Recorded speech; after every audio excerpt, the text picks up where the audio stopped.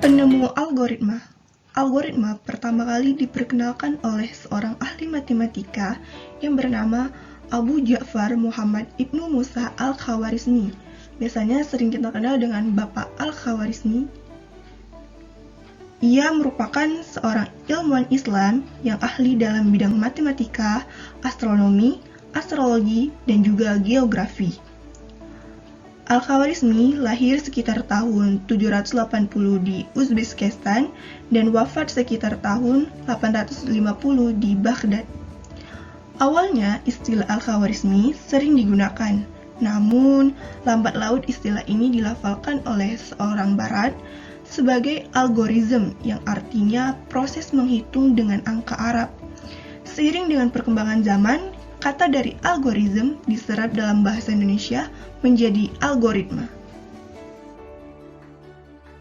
Nah, tadi kan kita udah bahas penemu algoritma.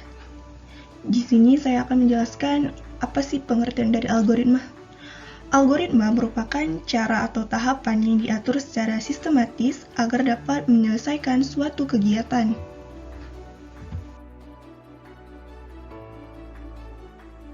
Contoh yang kita ambil pada algoritma yaitu tahap pembuatan telur dadar. Adapun hal yang pertama kali kita lakukan yaitu pertama, nyalakan api pada kompor dan letakkan wajan di atas kompor tersebut. Yang kedua, tuangkan minyak ke dalam wajan tersebut. Yang ketiga, pecahkan telur ayam ke dalam mangkok dan berikan garam secukupnya agar untuk menambahkan rasa. Yang keempat, aduk campuran telur dan garam. Yang kelima, tuangkan adonan telur ke dalam wajan. Dan yang keenam yaitu masak telur hingga matang. Adapun kegunaan algoritma, yang pertama yaitu sebagai perhitungan, yang kedua penalaran secara otomatis, dan yang ketiga pengolahan data. Struktur algoritma. Yang pertama yaitu adalah perulangan atau looping, yang merupakan untuk mengulang beberapa perintah sesuai dengan jumlah yang telah ditentukan. Pada kehidupan sehari-hari, banyak pekerjaan yang kita lakukan secara berulang, seperti makan, minum, mencuci, dan lain sebagainya, di mana pekerjaan tersebut akan kita lakukan sampai pada batas tertentu sehingga proses tersebut dihentikan. Misalnya, kita mencuci baju kotor, maka artinya proses mencuci akan dilakukan sampai semua baju kotor tersebut menjadi bersih. Yang kedua, ada percabangan, merupakan proses pemilihan proses selanjutnya pada keadaan tertentu. Hal ini terjadi karena pada suatu algoritma bisa terjadi keadaan yang tidak pada semestinya, sehingga kita diminta untuk menentukan proses apa yang akan kita lakukan selanjutnya apabila keadaan tersebut terjadi. Misalnya, kita memiliki algoritma berangkat kuliah, kemudian terjadi kondisi cuaca hujan, maka kita akan diminta untuk memilih proses selanjutnya. Apakah kita akan memesan Grab atau menggunakan mantel atau juga tidak jadi berangkat kuliah pada saat cuaca hujan. Maka disinilah terjadi percabangan, di mana kita diminta untuk memilih proses selanjutnya. Nah, yang ketiga ada terurut atau sequential, merupakan proses yang akan berjalan berurutan mulai dari proses ke-1 sampai ke N atau akhir. Definisi pemrograman. Pemrograman adalah proses membuat sesuatu program dengan algoritma dan bahasa pemrograman. Bahasa pemrograman adalah bahasa yang digunakan untuk memberikan instruksi kepada perangkat keras agar dapat melakukan sesuai dengan apa yang diinstruksikan. Tingkatan bahasa pemrograman. Nah, pada tingkatan bahasa pemrograman dapat dibagi menjadi 3 tingkat. Yang pertama, tingkat rendah. Nah, pada tingkat rendah ada yang namanya bahasa mesin. Bahasa mesin merupakan tingkatan paling dasar dari bahasa pemrograman. Bahasa mesin pertama kali digunakan untuk membangun sistem digital. Bahasa mesin terdiri dari angka binar, yaitu angka 0 dan angka 1. Nah, apa sih itu bahasa binar? Bahasa binar merupakan bahasa mesin yang paling dasar, sehingga terkadang disebut sebagai bahasa komputer asli. Adapun contohnya yaitu mengkodekan angka 1 dalam bahasa biner, maka harus dituliskan 0000 spasi 0001. Nah, yang kedua ada yang namanya bahasa pemrograman tingkat menengah. Nah, pada tingkat menengah ada namanya bahasa rakitan atau assembly language yang merupakan bahasa pemrograman tingkat menengah. Bahasa rakitan bersifat sangat teknis, menggunakan sedikit memori, lebih cepat dieksekusi oleh komputer, dan perintahnya lebih spesifik.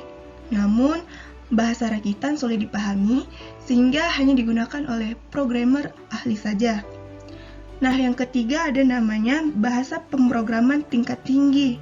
Bahasa pemrograman tingkat tinggi merupakan bahasa komputer yang paling dekat dengan bahasa alami manusia karena menggunakan instruksi dengan bahasa Inggris seperti print, if, atau case. Karena kepraktisannya dibanding dengan bahasa lain, bahasa pemrograman tingkat tinggi paling sering digunakan dalam pengembangan software komputer. Adapun contoh dari bahasa pemrograman tingkat tinggi yaitu PHP, Java, Turbo Pascal, dan lain-lain. Kita akan bahas PHP sebagai salah satu contoh bahasa pemrograman tingkat tinggi.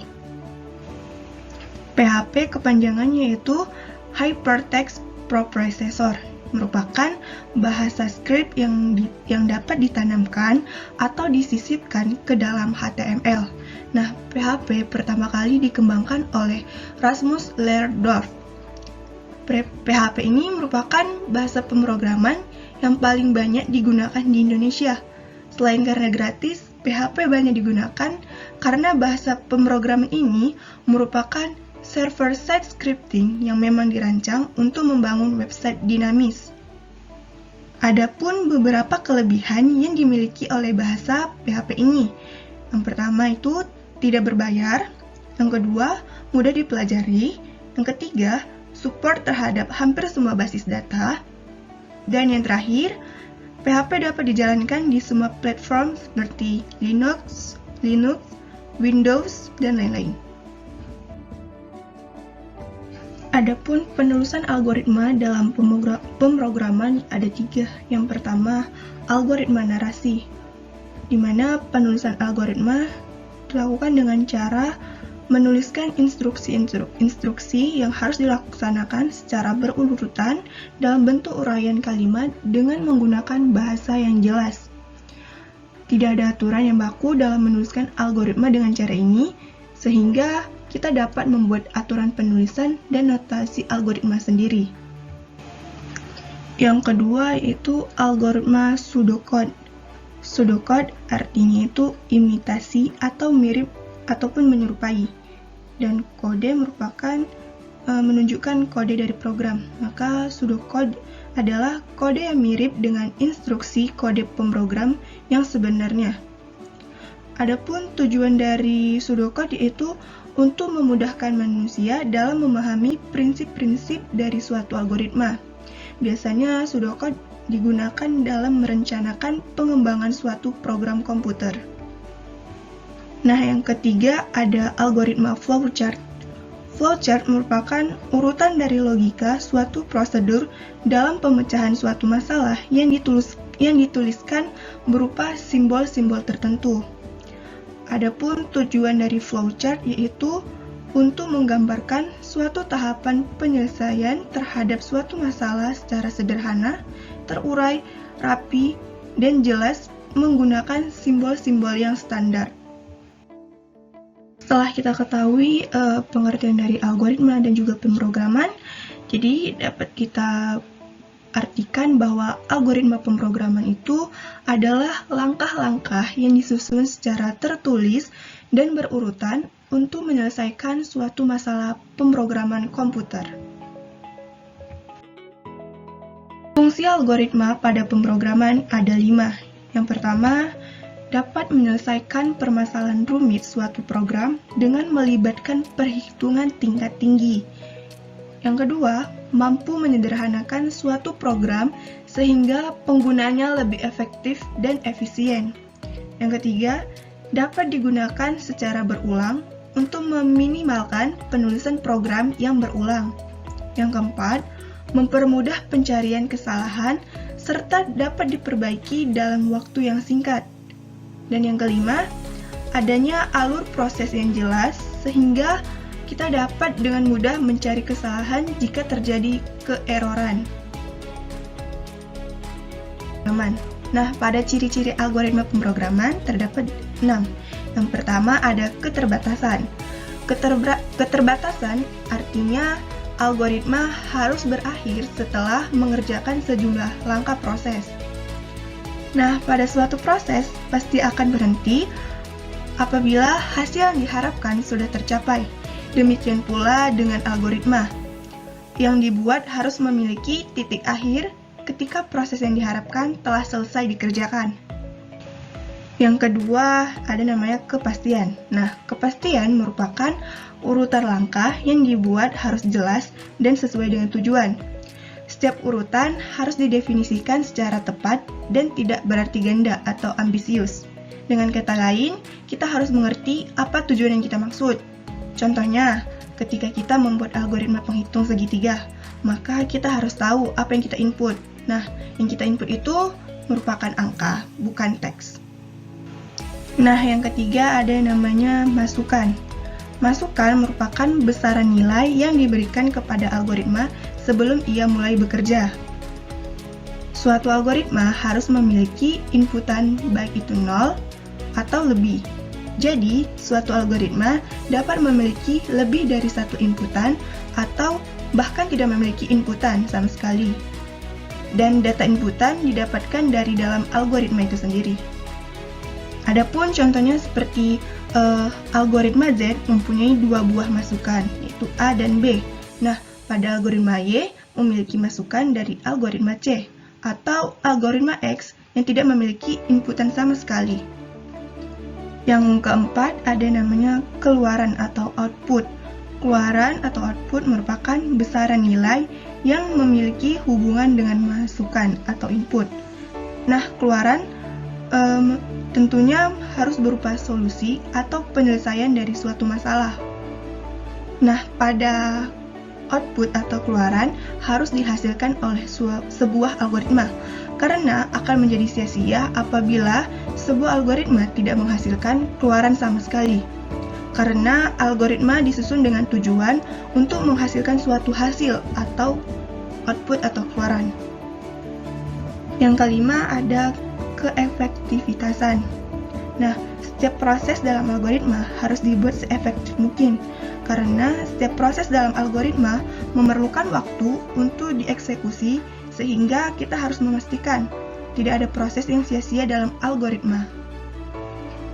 Dan yang terakhir yaitu ada terstruktur. Pada algoritma itu haruslah terstruktur. Urutan baris atau langkah yang digunakan harus disusun secara sistematis. Kenapa sedemikian? Untuk proses penyelesaiannya tidak berbelit-belit, sehingga memungkinkan prosesnya terjadi relatif lebih singkat. Selanjutnya ada namanya cara kerja algoritma pemrograman. Nah, cara kerja algoritma pemrograman itu ada 3. Yang pertama ada input, proses, dan juga output. Contoh algoritma pemrograman. Nah, pada contoh ini kita ambil contoh algoritma pemrograman deskriptif. Mana persoalannya? Diberikan data berupa nama dan nilai mahasiswa. Jika nilai pada mahasiswa lebih besar 75, maka mahasiswa tersebut akan dinyatakan lulus. Namun, jika nilainya lebih kecil dari 75, maka mahasiswa tersebut dinyatakan tidak lulus. Algoritmanya akan seperti di mana baca ini merupakan dari cara kerja input. Tadi kan ada cara kerjanya itu ada 3, input, proses, dan juga output. Nah, pada inputnya itu baca, nama, dan nilai mahasiswa. Selanjutnya cara kerja proses. Pada cara kerja proses yaitu jika nilai lebih besar 75, maka keterangannya lulus. Tetapi, jika nilai lebih kecil dari 75, keterangannya tidak lulus. Nah, yang terakhir, cara kerja output itu ada pada tulis. tulis, yaitu nama dan keterangan. Pada terakhir, yaitu output atau keluaran, dia tuh harus berupa solusi atau penyelesaian dari suatu masalah. Nah, outputnya itu kan di situ udah dibuat, jadi nama mahasiswa dan juga keterangannya, apakah mahasiswa tersebut lulus atau tidak lulus. Nah, pembahasan yang terakhir, apakah ada perbedaan algoritma dengan flowchart? Tentunya ada, di mana algoritma itu merupakan sebuah alur atau urutan yang secara sistematis yang bertujuan untuk menyelesaikan suatu masalah, dan salah satu metode penyampaiannya melalui flowchart. Sedangkan flowchart merupakan sebuah penggambaran atau diagram yang mempunyai satu aliran atau lebih, namun hanya berlaku secara sekuensial atau saling bersinambungan. Sekianlah materi dari saya. Apabila ada salah kata, saya mohon maaf. Wassalamualaikum warahmatullahi wabarakatuh.